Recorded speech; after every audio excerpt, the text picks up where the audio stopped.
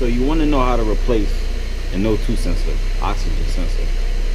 Well, I got you. So what we're going to be doing it on is a 2007 Chevy Silverado 2500 HD 6.0 engine.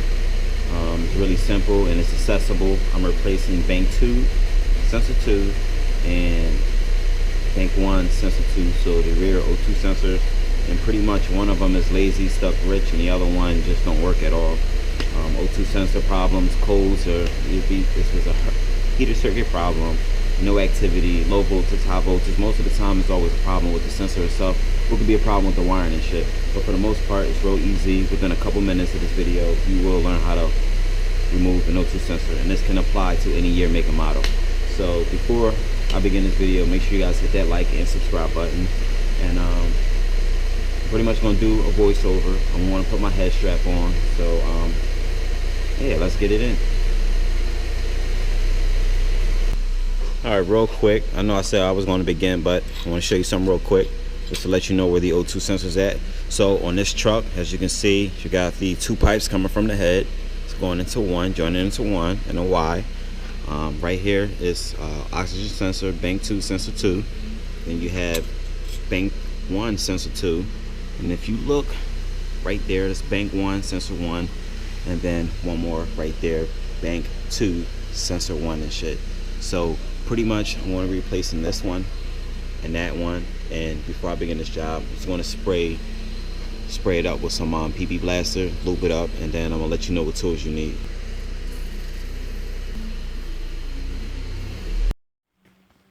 Alright, so probably by now, editing this video, I know I'm pissed off because shit scattered all over the place and I got to do a voiceover, so that's additional timing for me in the editing process. But anyway, so let me go ahead and hit this play button, and yeah, we want to talk to you about removing the fucking O2 sensor. So 1 second, let me just turn the volume down on here, and all right, cool.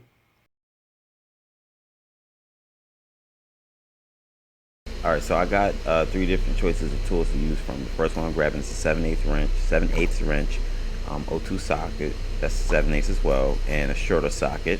That's 7/8 too. All 3 of them. You can get all 3 of them. I got from Harbor Freight. They were fucking cheap. The wrenches are cheap. Sockets are cheap when it cost me a few bucks. Harbor Freight, like I said. So this is a shitty camera angle, and I got my 7/8 wrench. That's what I'm using because it's accessible. I got a good path, and for me to rotate the wrench around, so I'm good. So doing this side was pretty easy. Like I said, spray it down, shouldn't be a pain in the ass. Like I said, shitty camera angle. I got it broke free, backing it off, a few threads. So now I'm disconnecting the connector, male from female, and what I gotta do is pull out that little safety plastic thing they put in between to stop the harness from coming apart. So got the harness hanging down.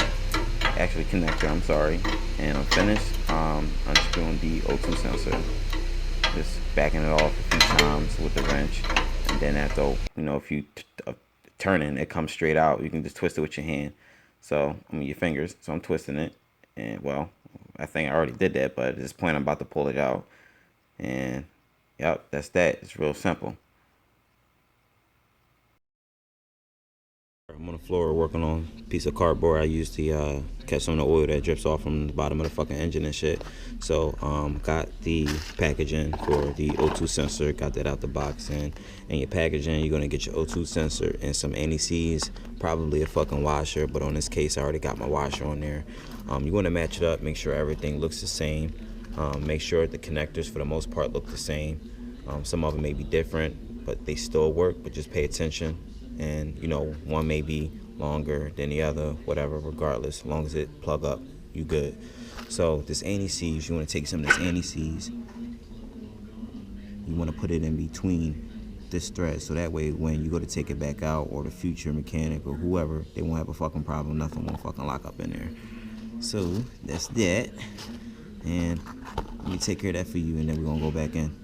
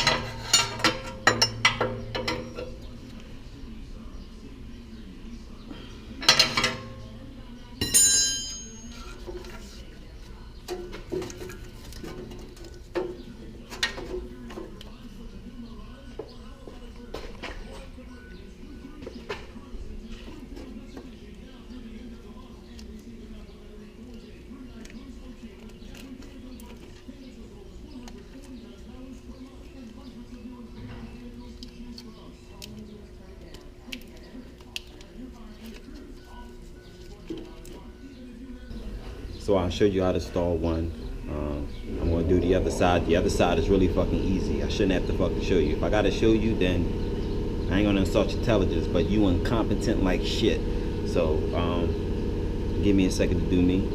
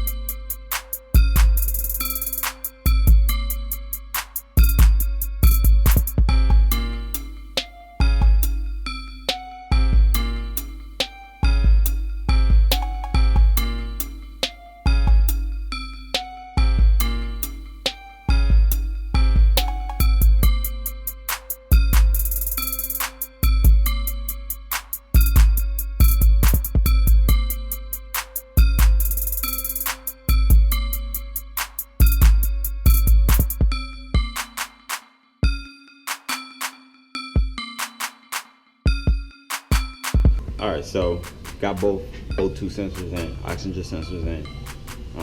Next, I wanna clear the light with my scanner, and I wanna check live data, and I wanna check both rear O2 sensors to make sure they're putting out not the correct voltage, but as long as the voltage are within range and shit.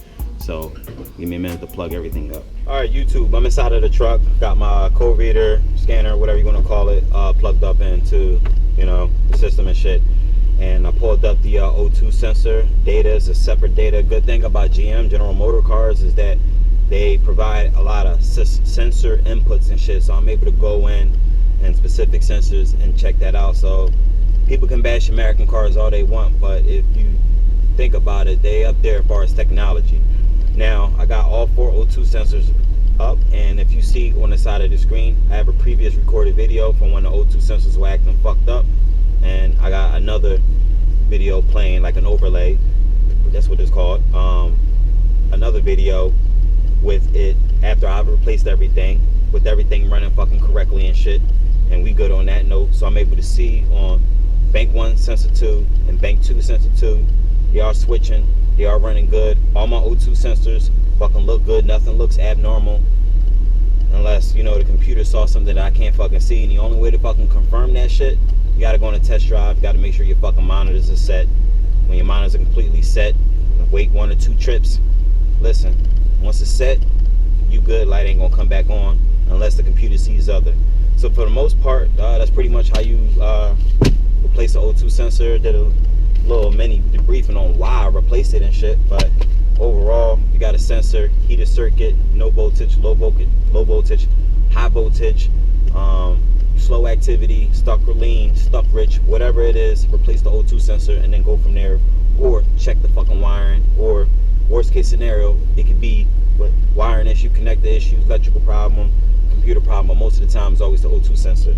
Now for the O2 sensors, the sockets again, I use for it, you can use a 7/8 long wrench, or you can use you go to Harbor Freights, and I'll leave a picture again on the side of which ones I use, but the long one, you get that from Harbor Freights. That was a few bucks, it was on sale, less than 10 bucks, and then you have the other little round small thingy, which you can fit your head 3/8 on there, another picture as well on the side. That one was like 8 bucks or 6 bucks, whatever, it was on sale. Got those both for dirt cheap from Harbor Freights. So that's that.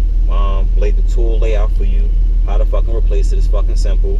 And you saw that I had to heat up the other O2 sensor I had. At worst case scenario, you gotta heat it up. And if you get to the point where you can't get it off and it's stripping, take that shit to the fucking shop. Because I don't want you in your driveway setting your whole fucking house on fire because you saw a Leekautorepair video and it didn't go well because you didn't fucking listen to me when I said go to the fucking shop.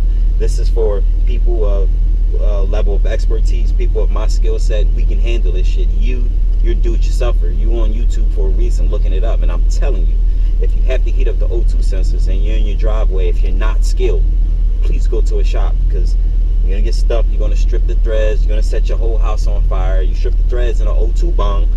If you can't get in it at a certain angle to retap those threads, remake those threads, dude, replace the whole fucking piping, and you cost yourself a lot of money now.